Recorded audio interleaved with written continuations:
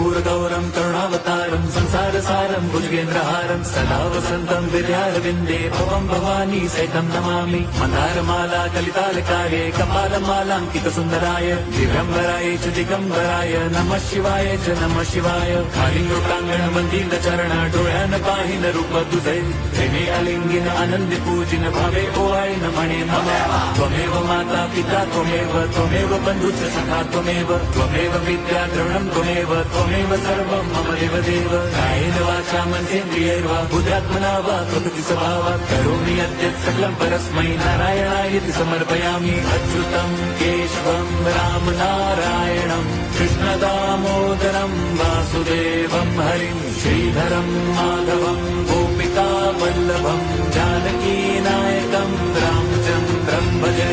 Hare Ram Ram Ram Hare Hare, Hare Krishna Hare